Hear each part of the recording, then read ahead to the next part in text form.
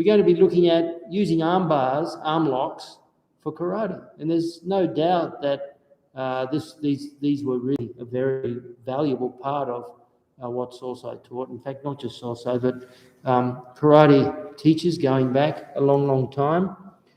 So we're going to look at those today, trying to get down to the nitty-gritty of what really makes an arm bar work and why they fail and why karate guys are so bad. There's a principle, and this is interesting. Mitch and I were just talking about a principle of physiological training. Supercompensation. A temporary depression in physical... In the body. Yeah, in the body, for a whole bunch of reasons after hard training. I'll let Mitch explain it from that physical viewpoint. It's really important to what we're doing. Okay. So the supercompensation concept is, if imagine this is a line of our ability at the moment, and so we train on this line here. And when we train, our body actually depletes. It depletes glycogen. Our nervous system gets shot. Our immune system gets suppressed. Our inflammatory response increases. We get muscle soreness. We get muscle breakdown. We get tired. We develop lactate, depending on the training that we're doing. So our body has an essential depression as a result, or a depressed state as a result of the training stimulus we give it. And we've all felt it before. And then over time, if we give the body the appropriate nutrients, the appropriate sleep, time to recover and so on, the body will not just go back to the level it was at before that training session, it'll actually supercompensate and it'll come a little higher. And then around here, we give it another training stimulus and it goes down again, and we give it some time and it goes up again. And this is how we get this incremental increase in training. But the actual training sessions we do are actually depressive to the body without the recovery. Okay, and that's the physiological perspective. But remember, Shingi Tai, and there's Sensei Mike Clark's here, Shingi Tai isn't just the physicality, it's also the technicality and the psychology. And the same thing happens, for example, in a psychological situation, in that there's the old saying, the deeper the mud, the bigger the Buddha. All right, life goes nowhere and there is no growth without challenge. The nature of the yin-yang, good, bad, happy, sad, as Sensei Benny says. So the point is, you need these challenging experiences to supercompensate. For the body to adapt. Yeah, well, and the mind. And we're talking about the psychology at the moment. You can have what can be seen as a negative experience, but the positive and negative are simply labels we place upon a neutral event. What makes it positive and negative is our psychology. And if you have an experience, it may be a fight in the street, it may be a road rage incident, it may be a breakdown of relationship. All these sort of things present you with a challenging experience. So you go through a period of depression. Life is going along, nice trajectory, everything's really good, and then bang. Now, whether you recover from that fully or not depends on your psychology and your attitude and all this, and your life philosophy and so on. But if, as Carlos Gracie Jr. says, they're not winners and losers, they're winners and learners. So you learn from that experience and you get a super compensation. You pop out the other end better for it. Now, this is where it's interesting. This is where we're going to get into with technique, because arm bars have been around forever, and I know plenty of karate guys who I've done arm bars with 20, 30 years ago, did absolutely nothing with them after that. Because there's a real challenge there. It's a psychological, emotional, egotistical challenge. So when you learn a new technique, there has to be a depression. Things are floating along, you're the king of the castle, you're the alpha male in the dojo, and then some new technique is introduced that you've got two left feet, you have no idea what you're doing, you have a choice, right? You have a choice. Do I accept the humility of that momentary drop in alpha status, because knowing that at the other end I'm going to pop out with the super compensation, you see? Or do I retreat to this shell of my current experience so that my trajectory is not interrupted? I don't want that depression. But the fact of the matter is, no trajectory is continual. There's a period of, there's plateaus, depression, rise, plateaus, depression, rise. And that's how real learning happens. You have to accept the humility of being spanked by someone if you're willing to learn a new skill. And that is so important when it comes to arm bars, because arm bars aren't as simple as people think. You can show them, yeah, I got that. Yeah, I know that. Yeah, I mean, that's out of Penang too. I know that. Oh, that one's out of Galyu. Make it work against a non-compliant opponent whose objective is to spoil your fun. See, there's two types of training. There's what I call Kihon training, which is everything where you're working with a compliant opponent whose objective is to make you feel good, go home, having achieved the technique, and you've mastered something. That's their objective. That's your role as a good partner, is to make your training partner feel good, go home with a new skill. Then the other side of it is the non-Kihon, which is where you test the skill. And then your partner's job is to test you. Your partner's job is to prove or disprove whether your skills work or not. And people hate that. And especially the alpha male in the dojo will often avoid that situation. And I've seen this over the years because so many times I've been questioned by karate guys knowing that I love the range 4 and 5, I love the takedowns and the grapple. And they ask you about something. Literally, I tell you not a lie. They will ask you something, and then the next week they're doing a seminar on it, as if they've picked the technique up by osmosis. But the reality is... And tested it against non-compliant opponents. That's right. The reality is they haven't tested it. Okay, so keep that in mind when we work the arm bars. Ude garami, if you like, or arm entanglements, gyaku ude garami, these sort of things. Ude gatame, juji gatame, these are all different names for arm bars in Japanese. But the reality is what you're doing is you're locking up the arm and cranking it so that you either break a wrist, break an elbow, or break a shoulder. Now, a lot of karate comes out of testing high impact, so that when you try to do it against, with a compliant opponent to build up the skill, it's necessary to slow the skill down. But people never get out of that stage. You know, it's like, I'm going to block this, block that, and I'm going to throw a punch, and bang. Okay, now let me do it at full speed. And everything's different then. And because of the impact injury, it's very hard to do full speed. This is one of the reasons why guys who grapple and get into BJJ and so on get so good so fast, because you're testing that skill against a non-compliant opponent from the very first day. Because there's no impact, they have the magic tap. If I'm working with Mitch and he's applying an armbar to me, I tap. Now, Mitch has tested his technique against a non-compliant opponent, me, and I'm doing everything I can to avoid it, but I couldn't avoid it, so I tap. Whereas with karate, I want to test my full contact roundhouse shin kick to his face. If it doesn't work, it doesn't work. If it works, end of training, I knock my partner out. So this is the dilemma that we're faced all the time with impact sports. We don't have a tap. If you could magically create this scenario where as Mitch throws his roundhouse kick, it's 100% on and 1 millimeter from total impact, I tap. But it's not realistic because it's impact.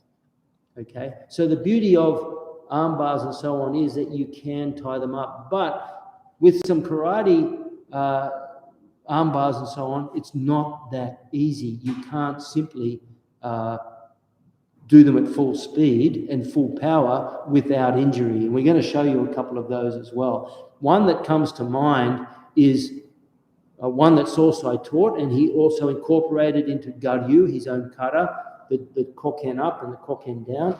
So we might have a look at a couple of arm bars. First of all, we'll look at some stand-up arm bars. So we're in this situation, right? We want to work with an arm bar. I can't go in and reach for the arm. Sometimes I can. If he grabs me, that's a different thing. Now we're not talking about pure impact. I can hit, I can come in, and I can lock on a wrist lock or an arm bar. Okay, that's a different thing. If they're grabbing, you're now moving into range 4 and range 5. I'm talking about range 2 primarily, where we're stuck in the punches. Okay, and he throws that punch. My primary objective is survival. Okay, so all I'm doing is I'm coming in like this. Now, how do I get an arm bar from here? Well, what you have is this impact of the elbow. So I come in here, boom, and there like this. So I pull the arm, snap the arm straight, and hit the tricep tendon. Okay? We do it slowly, boom, bang, you get this sort of feeling. Go the other hand, boom, and you see this quite often. Guys do this sort of thing. The problem with it is, if you do it full impact, his elbow is going to be at best tweaked and extended, and worse, broken, of course. Okay? I tend to believe that you're not going to get a lot of success breaking arms in that way, because guys, if they've got half a brain, know how to react slightly. But the reality is, the punch comes, bang, there's my break right there, okay? And I have this lockdown. And what I can do is take him to the ground, and punch comes and I block. Primary objective always is survival. Boom, if I miss that block, boom, there's no more armbar. Okay, so I have to make sure I cover. Take down, pressure down, and I jam this wrist to the ground. Now, if I don't like the guy, I'm going to jump my knee on the tricep like that. Drive to the mat, and I put my knee on the elbow. Now, Mitch is bending his elbow. That will be a natural response. But the problem with that is now, with experience, I know to crank the arm that way, bend the wrist that way, and even if I don't do a wrist lock, I can trap his hips and get the armbar. The hip trap is what today is all about. No armbar works unless you can isolate it against movement. So I do exactly the same armbar now, and I have no armbar because I didn't isolate the arm. Okay? So for that armbar to work now, here, no trap, the arm he goes. So I trap the hip, trap the arm, so I've isolated the shoulder, isolated the hip. Now I'm able to finish that armbar. If I want a wrist lock to work, I need to be able to isolate the arm. Now I have a head-on collision. Notice Mitch's arm and my arm. My wrist is straight, his is bent. That's a fundamental approach to wrist locks. And now we just create a head-on collision with our two forearms, except his wrist is bent. Mine isn't. Okay? No trap of that. And even if I trap the arms, I don't trap the hips. When I do that, he just simply rolls out of it and re-establishes position. So, the major principle that I think is important to take away from today is to make any armbar work, you must isolate it and control it in relation to your body. Remember, right at the end of pin and 2, I turn 1, 2, 3. Okay, it's 1, 2, 3. So, right kick, right punch. Okay? We haven't reversed it, so I'm going to demonstrate how to pin and 2. The last movement. I block right, block left. I block right, block right. So the kick comes 1, boom. And normally what happens is, in a street fight, it's the oldest trick in the world, you kick them in the groin, they drop it back, and you punch them in the face. Okay? Pin and 2, 1, 2. Then I come up here. Now, pin and 2 steps through now with an upper block. That block becomes a lock. Okay, now I have this lock here. Okay? And I have no isolation. It's strong, my grip's strong and everything. I have no isolation. I try and make it work, and Mitch can easily pull out because I have no isolation. On the other hand, remember, I need to isolate it and control his ability to move the next joint. If I'm locking this elbow, I need to be able to prevent him from moving his shoulder too much. And I do that by jamming his elbow on my chest. You see, so now I have my whole body working against his elbow. I drop my elbows down, punch comes up here. Now I haven't tested this, but I have this thought that in a situation as he reaches out, boom, if I can get to this point where I'm able to block it and capture it like this, there is no reason why I can't continue and lock it in. And notice I'm not using my hands. It burns up too much energy. Just lock it in with the forearm. Now what I've done is I've isolated it by dropping his elbow right on my chest or even on the armpit, anywhere there that I can leverage my body. So now when Mitch tries to get out of it, but the reality is to make this armbar work, I employ the body replacement theory, which I regard as, if I want to take Mitch down, I'm going to put him where I am. So it means now I simply tighten, turn, drop down. And it comes on really tight, and it's actually quite debilitating. So the punch, kick, punch, 1, 2. Step in, lock down. I lock his elbow down before I do anything else. The big mistake a lot of karate people, they try and do the lock before they've got the control. Control it first. Then once you've locked it in, now I have control. Now I can take it here. 1, 2. Look, lock it in. I now have his elbow locked in. Turn. There. Now I have this armbar. I can pull up. I can continue on to Juji Gatame, or I can continue on to Udegarami, or Yaku Udegarami, or even wrist lock. Like soul size kata, Garyu. I love that. Technical punch comes, boom. There's movement here. So I'm going to block up and block down, but as I block down, I hyperextend the elbow. Comes up, 1. Remember the koken, the rising koken, your finger is on the ring finger because it's essentially a block. So you need a wider margin of error. Going across, the finger is on the middle finger because it's a strike, so the margin of error is not as important. When I strike, when I go up with my finger on the ring, on the middle finger, you have a much narrower line. When it's on the ring finger, it's wider, so you have a much higher margin of error. And then from there, I pull down like in the kata, up, down like that, continue on. And if it's not a sudden impact technique, you must isolate the limb that you're locking. So, for example, when the punch comes and we use this and the extension one, I don't need to control it because I'm getting impact. So it's the shock of the arm that does the work. But if I wanted to hang on to Mitch and go from here, well, I have no control of anything. So Mitch, it'd be very easy for Mitch to just rotate and pull out of it. I get caught all the time because when I'm working on new stuff, man, I think this technique is so good. Bang. This doesn't work even the first time or the 10th time. And you know, when you're testing something, you know very well whether it's going to work. You think, yeah, it's got potential. Tested it a few times, maybe it's not working yet, but I can see that with tweaking, the reason it's not working, because I'm not isolating. But sometimes you do a technique, you go, nah, absolutely not going to work. Doesn't matter what I do, I was completely barking up the wrong tree with that one. Okay, good. So now let's look at some stuff on the ground. Okay, and principally, we could probably narrow down arm bars to fundamentally 3 things. All right, so if you lie down, Which way you want me? head there, feet here. Yeah, see that? So I'm going to demonstrate what I consider to be the 3 angles of attack for an arm bar.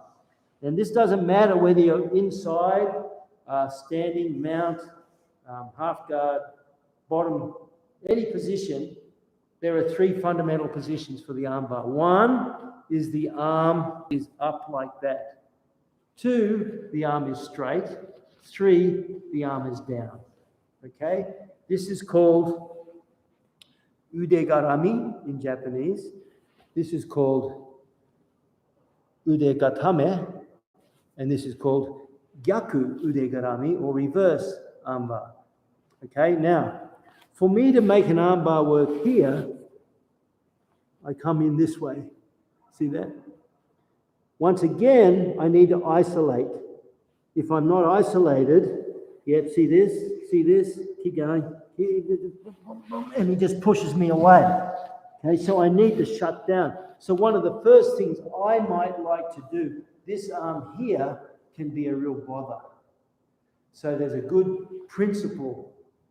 If I want the arm, what should I do? Go the neck. Attack the neck. If I'm trying to get this armbar and I can't get it, I'm kind of stuck in here, but this arm is creating problems. It's creating frames and he's pushing me away, and I want to get that arm, but I can't because he's not stupid.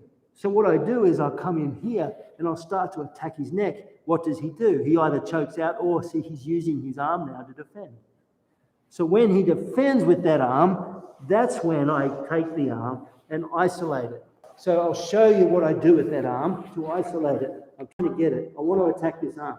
He's creating too many roadblocks. So I need this arm. So what I do is I'll come in and attack the neck, and he defends that. As he defends, I'll slide down and capture that arm. So now I've stapled it to the mat.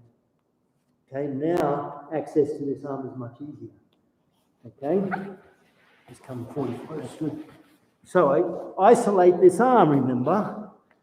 One of the things that you do to prevent this arm bar is reach over with the other arm, connect. Now when I try to arm bar, his whole body comes into play. Yes, see that? So I have no arm bar anymore. Or if I do, I have to break that connection.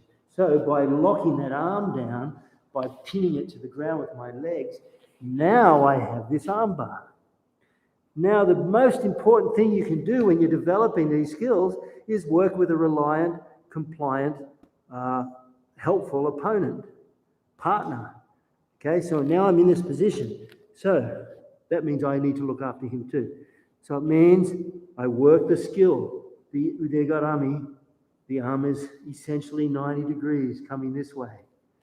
And I come here and my wrists are bent. Right now they're bent. One of the things I want to work on is a good fist. When you make a fist, you start with a little finger, close with the thumb, and make sure your wrist is straight. Well, you do that too when you're holding for wrist locks. Little finger, tighten, and now watch what happens without me doing anything else other than straightening my wrist. Mitch has to tap. I didn't even put excessive pressure on. All I did was change the angle by straightening my wrists. So, rule number one in all arm bars, make sure you've got your karate fist going on. You don't throw a karate fist like that. You make sure that it's straight. So, nice strong wrists. The next one is Archimedes says, if you give me a long enough lever, I can move the earth. So I want to make sure that the lever is as long as possible. If I come here on the arm, he's too strong. I try and do it, it's not going to work. So I move down to where I've basically got half my hand on his hand and half my hand on his wrist. Now I have a long lever, and it's almost immediate. The next thing is, I find as I'm getting older, I'm wrestling with guys 30, 40 years younger than me, I have to use everything. So I'll often use my head. So in this situation, if Mitch uses all his strength and fights out of it, well, yep, I'm going to have to use my head. See that? I use my head as a fifth limb. So now I can put my head on my hand. So now when he tries to fight out of it, No chance. He can't. Okay? Because I use my head. And when you use your head in a correct dominant head position, you actually engage the entire spine. So now it's not just my arms against his arm. And if he's stronger than me, maybe my two arms isn't strong enough. But now it's my entire body against his arm. So my chances of winning are much greater. Often what he'll do to escape that arm bar is straighten his arm. He'll fight it. All I do is adjust, and now I'm going for a straight arm bar. And what I do here is cut across the tricep tendon. This is probably a technique that I absolutely love so much because you don't have to be strong to do it. I've come from here, I go to here. I'll adjust, make sure that I'm hitting the tricep tendon, which means I'm in line with a little finger, and then I'll often put my head here, there like that. Now, to make it work even better, what I'll often do is post and pull his arm up. See, like that? I've still got control here. I still have his other arm stapled to the ground. Now what I'll do is I'll come to the knee and look. I'll slide my hand up his tricep. I'll capture his arm between my shoulder and ear, and there's his tricep tendon. And what I do is it's like I'm carving out the meat of the tricep, and I'll get to the tricep tendon, and then I'll lock back down again. So this is called a cutting arm bar. There, like that. This is it's kind of tricky, this one, but once you get it, once you get it every time. To prevent that, Mitch's natural reaction will be to reach his arm down and try to connect to his belt or his body or his leg or anything, okay? And that makes it hard for me. So what I need to do is make sure that when I'm in this position, come from here, he's straightened, go for the armbar, doesn't work. He reaches down. I want to make sure I don't let him grab anything. So I just reach up here, come underneath, look at my hand. I turn my hand over here to control the arm temporarily with one arm. And then I capture, and now I'm in Gyaku Ude Garami, or in Brazilian Jiu-Jitsu they call it the Kimura. Okay? Because Gyaku Ude Garami is what the famous soul-sized friend Kimura Masahiko was famous for. So I have here. Once again, my first objective is to straighten my wrist. Sometimes they'll straighten their arm. If they're strong, I can't fight it. So what I do is I keep it anyway, and I roll down to their belly button. See that? So once again, I'm isolating the arm from the body by controlling the body. If I try it, I go chest to chest, and he straightens his arm, I no longer have control of the arm. It's too strong for me. So what I do is I lie belly to belly now, and I roll up, and now you see I'm lifting that shoulder, and I'm pressing, just relax for a second, Mitch. I'm doing this, like this.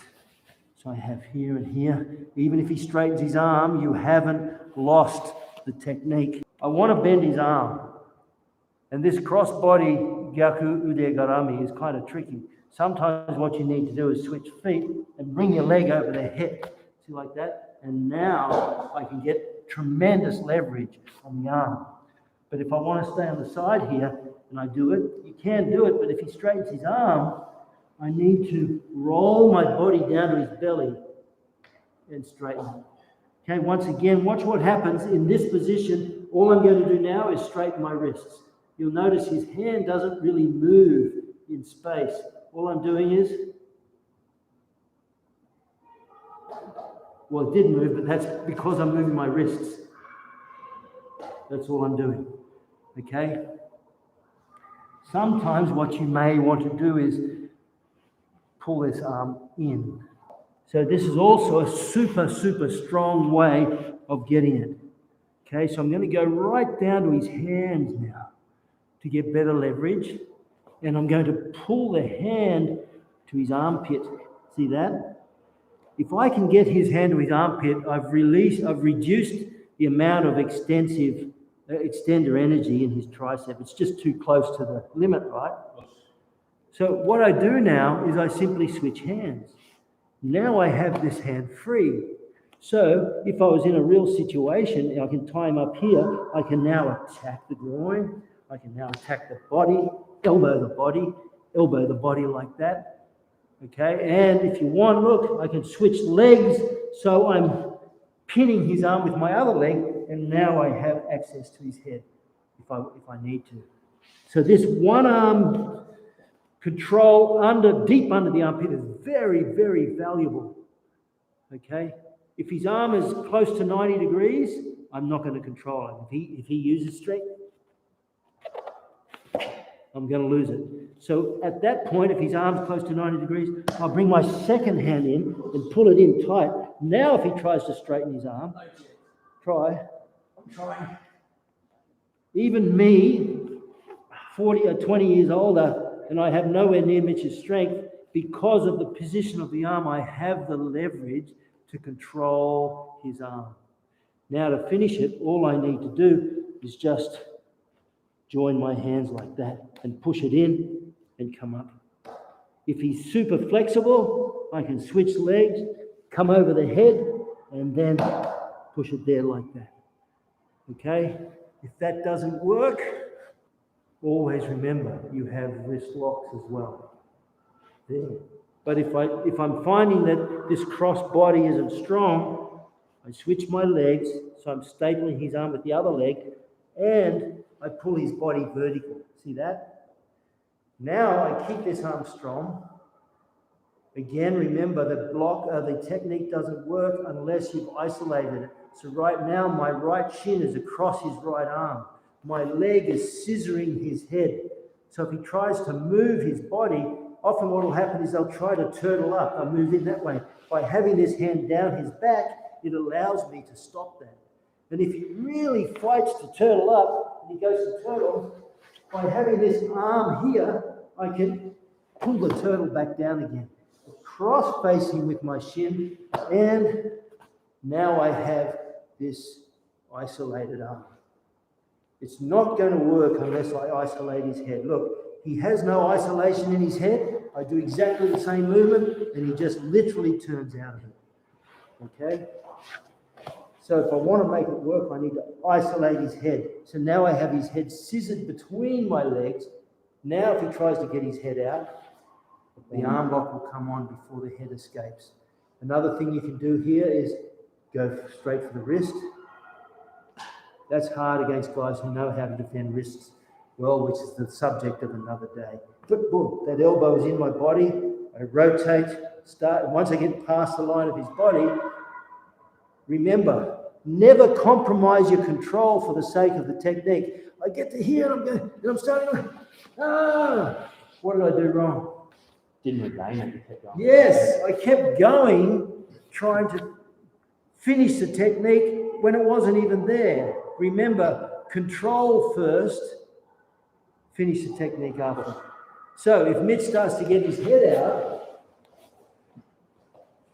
I'm here, he starts to get his head out. Well, what I'm going to do in this situation is regain control first, then go back. And if you want, you can even wrap the hand up here, or even use his denim jacket, leather jacket, belt, anything you want. You see I've got his hand tied up there.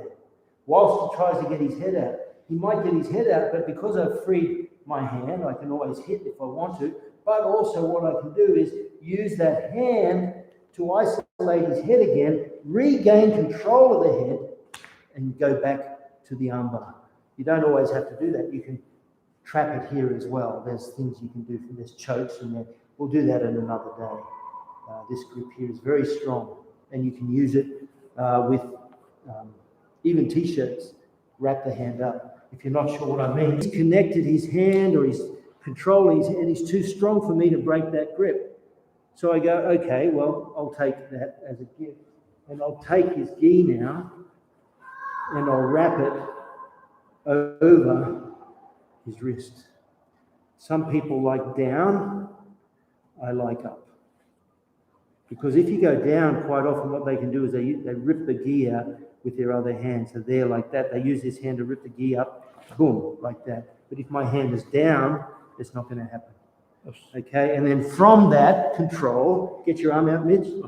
And in the meantime, I'm reaching down here and I'm completing the choke there like that. Didn't work, so I go deeper. Now it's going to work. So I pull this arm, push this arm forward, pull this arm up and back.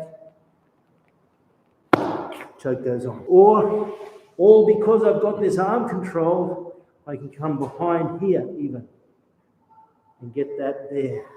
That's another strong one. And I'm really messing up your gear, aren't I? So this is a nice technique I learned from my friend Luis Tenuri. Look, I'm going to put my shin in here now. See that? And then as I sit back, the shin is what does the choke. Like that. Okay, so once again, it's all about control and then leverage. Even now, Mitch can't get his arm out. It's stuck there. If you want, you constantly keep improving it. Wrap it with the belt, wrap it, everything. You get it in here and his arm's not getting out. And if you're in this situation, you have open rein, but also you have good control. To finish an arm bar requires isolation and control and leverage. Okay, so we have that. So once again, from this side now, same thing. Remember, there are three fundamental arm bars. Arm up, arm out, arm down. When they're down, you can isolate it like that and elevate there. When it's straight, you get under the tricep tendon and it's there. When he takes his arm up, I do a tencho movement and come in here, straighten my wrists, and it already starts to go on. So you have arm bars from stand up, initially from range 2, moving into range 3, because that's a locking position, into range 4, and going down onto the ground, range 5. All these arm bars require a lot of practice. So to get the super compensation of improvement, you have to go through a period where you've got to put the ego aside and let the white belts and the blue belts and the green belts tap you out. It doesn't matter. You've just got to swallow your pride. And that inability to swallow the pride has cost some really good karate guys monstrous opportunity. But there are others who have not let that worry them, who get to where they have just tremendous groundwork. You know, I think of my good friend Andrea Stoppa in Italy, who's not only a Kyokushin black belt, but a Brazilian Jiu-Jitsu black belt, and also the national, I think he's a judo black belt as well. Great combination there, you know, and he's also the Kudo champion of Italy. So he's got a really good mix. The key is the control before the arm bar. If you strike to get the arm, but you don't gain control and isolation of the arm, it still won't work. Let's look at a stand-up arm bar here. So for example, in this situation, when he attacks my leg, he wants to take it down the single leg. Oh, here like this. He's got my leg, he's got good posture. I'm going to reach over here and isolate his arm. See that? Now he has my leg, but I'm putting weight on it. And if I can break that grip, and it's my two arms and my leg and gravity versus his one grip. So generally speaking, you win. So I have, once again, this Kimura position. I've isolated the arm. So now it's easy to break that and then switch around, or I can even sit down here. I won't do it now. Sit down. Once again, here goes a single leg. Boom. I reach over and I scissor his arm. So that's the first stage of control here. Then I reach down for his wrist and I double my wrist on his. So now I have gravity, I have the strength in my leg, and I have my two arms against his one grip. So then break the grip. Now I'm in this position now. Now watch what I do. I'm going to do a half shuffle. Single leg comes in. Bang, boom. I come in here, break the grip, sit down under, boom. Finish. Then once again, in the same Kimura arm bar that we did before. I mean, you use the strikes to distract, yeah, 100%. That's really good. But generally speaking, strikes to access an arm is extremely difficult. It's worth experimenting with, Alan. But you'll find strikes to distract so you can take them to the ground, that's a different thing. That's very, very successful. Because taking them to the ground then reduces their ability to avoid isolation because their back's on the mat. If their back's not on the mat, it's really quite hard to get isolation of the arm unless you take them to the ground. Rodney, I had to learn the names of the Japanese. So here's a trick for those ones. This one. Ude gatami has a T in it, and therefore it's straight. Whoa, very nice. Ude garami has an R, so it's bent. Hey, Rodney. Rodney, by the way, I trained with Rodney early days. He's a BJJ black belt. Yeah, very highly experienced. That's very helpful. That is very, yeah, the gatame, ude gatame, actually it has an E in the end.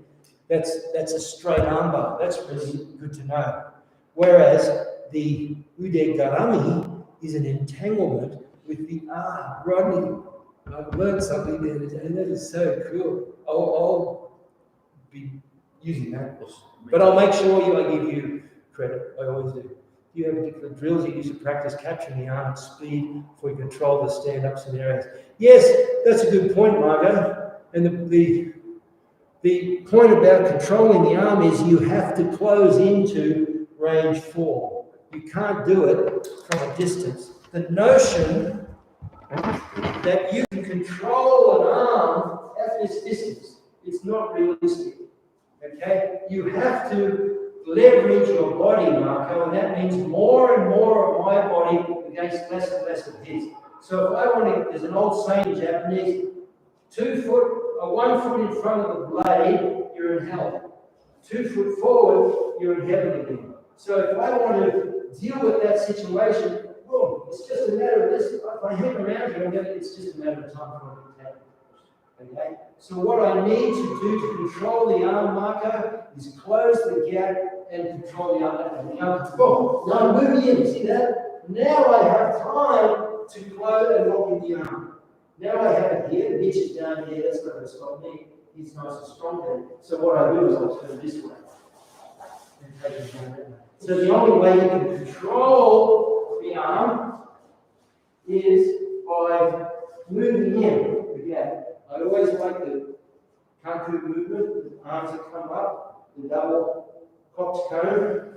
From there, I'm in here like this. If I can get in here, now I'm much closer. Or even the point is, if I can get in here like this and come in. Now I have the arm isolated. Now I can start to work come in, things like that. Okay? So, good question, Marco. If I want to get control of that arm in a stand-up situation, you need to either take them to the ground or at least close the gap and get in. Question. With that, you said that the Japanese saying that the foot in front of the blade, put 2 foot forward, you're in heaven. Is that also the philosophy you have? Every range precedes the one before it? So the concept of the 5 ranges, I don't think it's really original to me. I mean, many martial arts have the concept of various ranges. What I believe is you have the 5 ranges that I use: kick, punch, stand up, elbow, headbutt, stand up grapple, and groundwork. But what's key to me is each range trumps the range before it. So against a good strong kicker, you're not going to do well by hanging around in kick range or even moving away from kick range, because what you do is you give them an opportunity to develop momentum and power. The only way to defeat a kicker is to move into the next range, the punch range. And even when you're in punch range, what the boxers do when they're getting damaged, they tie up into the headbutt elbow range.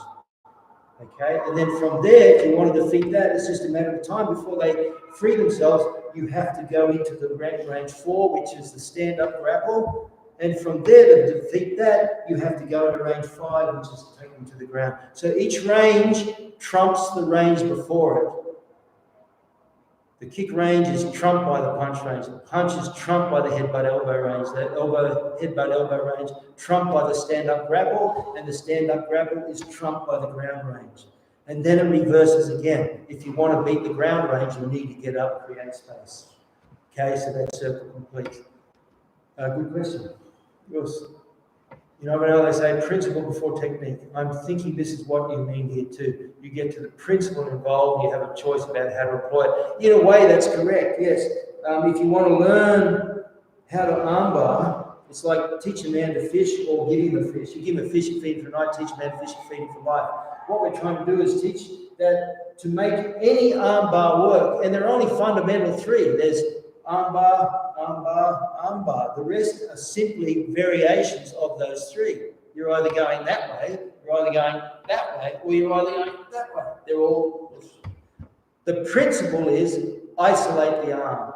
You can't complete an armbar unless you isolate the body. And this is the big failure of karate guys who don't spend enough time eating humble pie and allowing someone who may not be their rank in karate, but may very well be more experienced in the grapple, allowing those people to make you look a little silly.